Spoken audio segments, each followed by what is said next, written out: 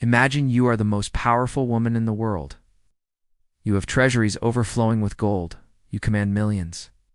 You have bent two of Rome's greatest generals to your will. You have held an entire empire in the palm of your hand. And then, in a single moment, everything slips through your fingers like sand. But here is what history never told you. Cleopatra's death was not the beautiful, romantic scene that movies and textbooks have been selling you for centuries. Those final days were so brutal, so terrifying, and so deeply mysterious that once you hear the real story, you will wonder how the world has been lied to for this long, because the version you know was written by her enemies. And enemies never tell the truth. Stay with me, because what I am about to tell you changes everything. Cleopatra 7 was born in 69 BC, and from the very beginning, she was different. Her family, the Ptolemaic dynasty, were Greeks who had ruled Egypt for nearly 300 years. But none of them bothered to learn the Egyptian language. Cleopatra did. She mastered 9 languages. She studied philosophy, mathematics, and astronomy. Ancient writers describe her as someone whose presence filled a room not just because of her looks, but because of her intelligence, her voice, and the sheer force of her personality. The Roman politician Cicero, who actually met her, wrote about her in ways that made it clear she made him deeply uncomfortable. And powerful men being uncomfortable around a woman usually means that woman is brilliant. She was not the passive, lovesick queen that Hollywood invented. She was a calculated, sharp, politically ruthless ruler who used every tool available to her, including her relationships with Julius Caesar and later Mark Antony, to protect Egypt from being swallowed by Rome. And she almost succeeded. She had a son with Caesar named Caesarion. After Caesar was assassinated in 44 BC, she aligned herself with Mark Antony, one of the 3 men who divided Rome's power after Caesar's death. Together, they built something extraordinary. Antony controlled the eastern half of Rome's territories, and with Cleopatra's wealth and Egypt's resources behind him, they were a force that could challenge Rome itself. But in Rome, a cold, calculating, a young man named Octavian, Caesar's adopted son and heir, was watching. And he was not going to let that stand. In 31 BC, the Battle of Actium happened. This was a massive naval confrontation off the coast of Greece. Octavian's admiral Agrippa devastated their fleet. Cleopatra and Antony fled to Alexandria. And this is where the real story begins. The story that history has softened, romanticized, and in many ways simply buried. When they returned to Alexandria, the world was already crumbling. Their allies switched sides overnight. Generals who had sworn loyalty just weeks before were now sending letters to Octavian. The people who surround power never actually love the person who holds it. They love the power itself. And the moment that power started shifting, they followed it like a tide. Cleopatra, even in the face of collapse, was not finished thinking. She moved her enormous treasury, gold, jewels, precious oils, rare materials, into a massive mausoleum she had already built for herself. And she sent word to Octavian with a threat. If he did not negotiate on her terms, she would burn everything, all of it. The entire treasury turned to ash. Octavian needed that money desperately. He had an army to pay. He had a government to run. So he could not simply let her destroy it. This created a standoff. And during this standoff, Octavian played a game that was far more sinister than any battlefield strategy. He sent Cleopatra secret messages suggesting he had feelings for her, that he would treat her well, that she would be safe. Historians debate whether she believed these messages or whether she was simply desperate enough to hope. But what is clear is that Octavian had no intention of keeping any of those promises. He needed her alive for one specific reason: to parade her through the streets of Rome in chains during his triumph. The grand military victory parade where conquered enemies were displayed to the Roman public. Think about what that actually meant. Cleopatra knew exactly what a Roman triumph was. She had seen what happened to other conquered rulers. You were dragged through the streets in shackles. The crowd jeers. People throw things. You were displayed like an animal. And then, after the parade is over, You were taken to a dark prison cell, where you either die slowly of neglect, or you are strangled. That was the fate waiting for her. She was the last pharaoh of Egypt, a descendant of 300 years of divine rule. And they wanted to put her in chains and march her past a screaming crowd. Now Antony was already gone. And the way he died tells you everything about how completely their world had collapsed. Historians argue about who sent the message and why, told Antony that Cleopatra was dead.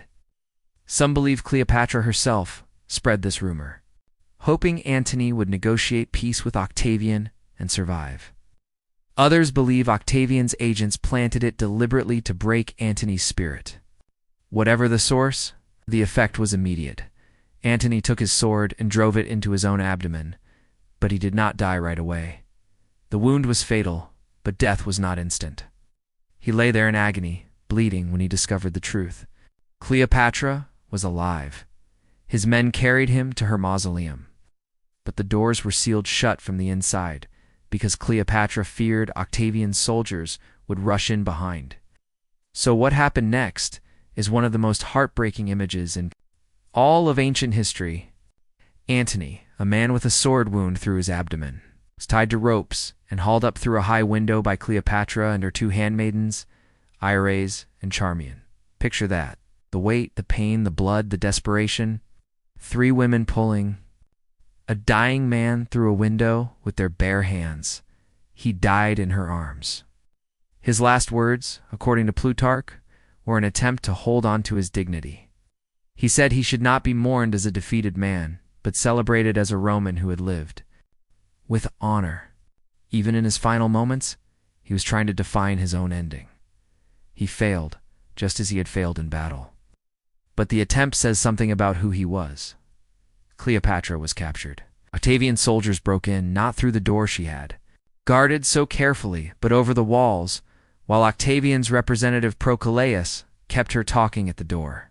The moment she saw them coming, she reached into her robes for a dagger to wound herself. Proculaeus grabbed her wrist. She was disarmed, restrained, and taken prisoner. Egypt's pharaoh.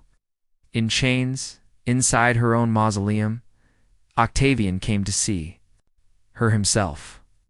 This meeting is documented by Plutarch, and it is remarkable. Cleopatra was lying on a mattress, disheveled, grieving, bearing the marks of someone who had been trying to starve herself.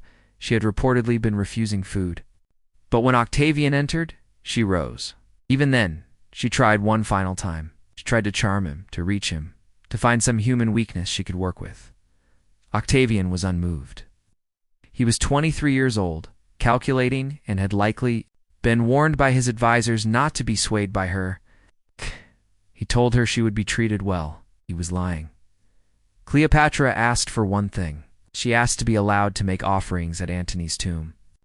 The request was granted, and she went. And when she returned, she was quieter, more settled. Those who saw her said she seemed almost at peace. In hindsight, that calm was the calm of someone who had made a decision. She also learned through a source that may or may not have been deliberately planted by Octavian that he was preparing to leave for Rome in 3 to 4 days, and he was taking her with him. She knew then that there was no negotiation left, no more moves on the board. The game was over. What happened next is where history becomes a mystery. The official story. The one Octavian promoted, and the one that became legend, is this. A basket of figs was brought to Cleopatra's chamber. Hidden among the figs was an Egyptian, cobra and asp. Cleopatra allowed it to bite her on the arm or breast, and she died. Romantic, poetic, tragically beautiful. But here's the problem. That story almost certainly did not happen. An adult Egyptian cobra is typically 4 to 6 feet long. It does not fit in a fig basket. No snake was ever found in the room. No bite marks were definitively identified on her body.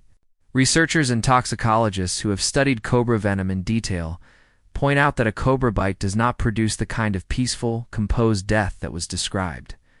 A cobra bite causes massive pain, muscle paralysis, and a slow suffocation. As the venom attacks the respiratory system, it is an agonizing death. It is not the death of a woman found serenely arranged on a golden couch in full royal regalia. Professor Christoph Schaefer of Trier University, who conducted extensive research specifically on Cleopatra's death, concluded clearly that the snake story is almost certainly false. He and other scholars believe Cleopatra used a poison mixture, likely a combination of hemlock, wolfsbane, and opium, consumed as a drink. This combination would cause a gradual, relatively peaceful loss of consciousness consistent with what Octavian's soldiers actually found when they entered the room. And what they found was this: Cleopatra lying on her golden couch, dressed in her full royal regalia, crown on her head, the symbols of the pharaoh in her hands, arranged with intention, deliberately composed. She had dressed herself as a queen, and laid down to die as one. Aires was already dead on the floor. Charmian was barely alive, swaying on her feet, still adjusting Cleopatra's crown when the soldiers rushed in.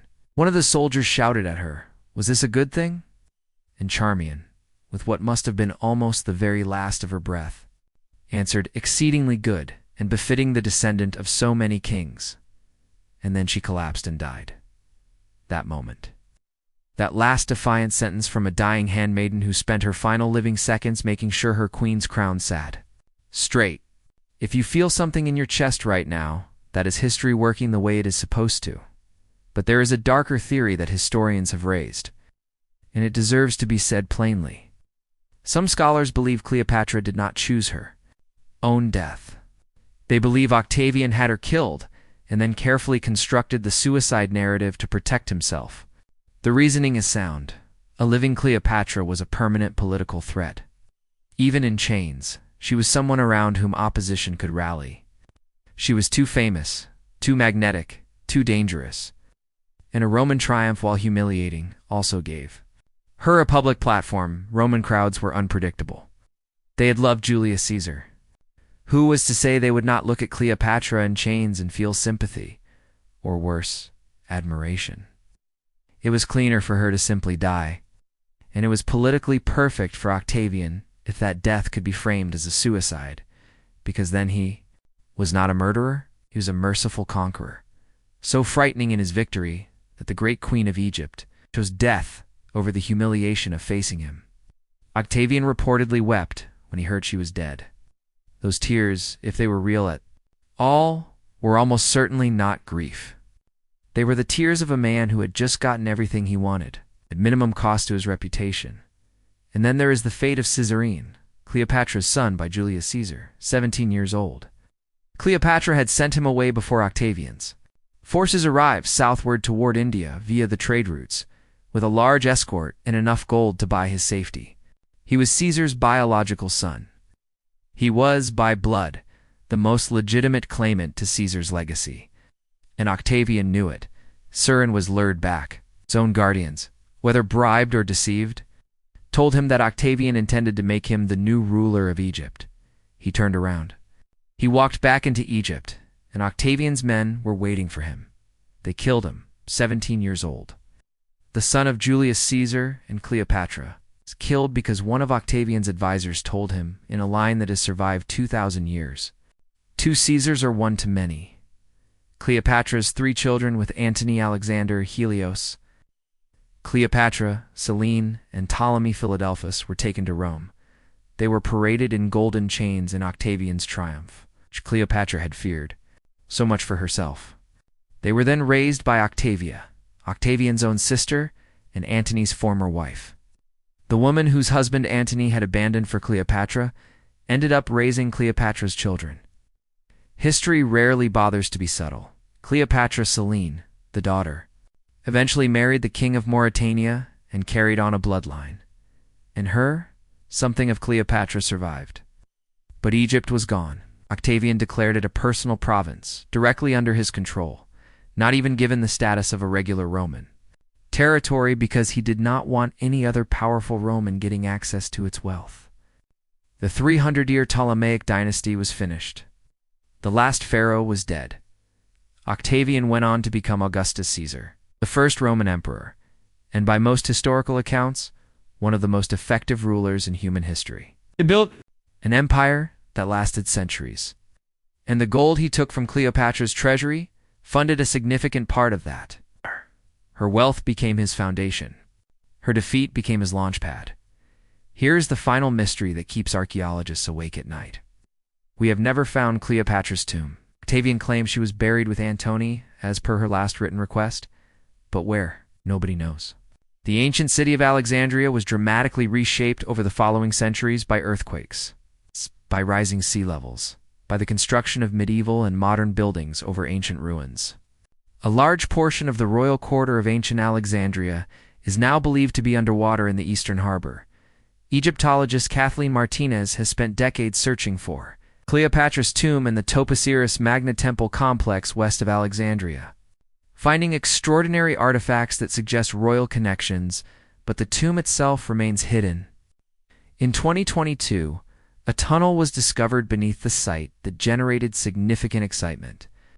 But definitive confirmation has not come. 2,000 years later, the most famous woman of the ancient world has no confirmed grave. No verified portrait.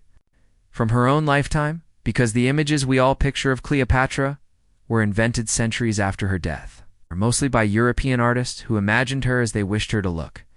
The real Cleopatra, her actual face, remains unknown. The coins minted during her reign show a woman with a strong nose and a sharp jawline, far from the Hollywood ideal, but that is the closest we have. She has been erased, reimagined, romanticized, and reduced.